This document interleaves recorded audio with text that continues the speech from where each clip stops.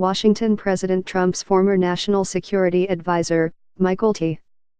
Flynn, pleaded guilty on Friday to lying to the FBI about conversations with the Russian ambassador last December during the presidential transition, bringing the special counsel's investigation into the president's inner circle.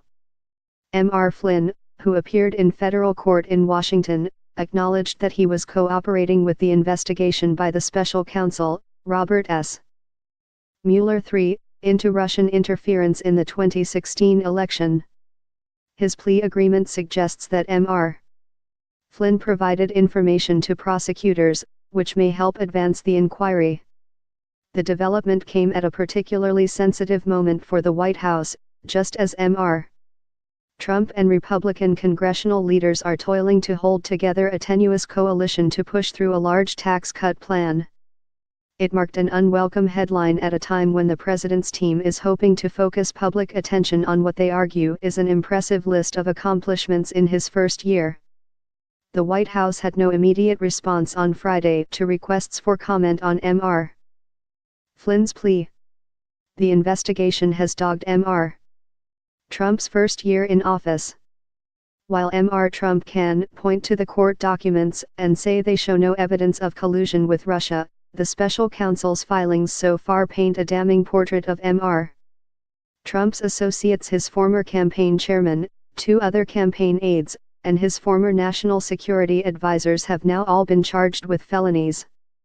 Mr. Flynn pleaded guilty to making false statements to FBI agents about 2 discussions with the Russian ambassador to the United States, Sergei Kislyak. Lying to the FBI carries a penalty of up to 5 years in prison.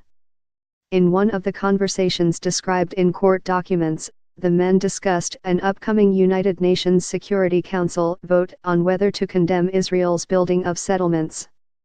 At the time, the Obama administration was preparing to allow a Security Council vote on the matter.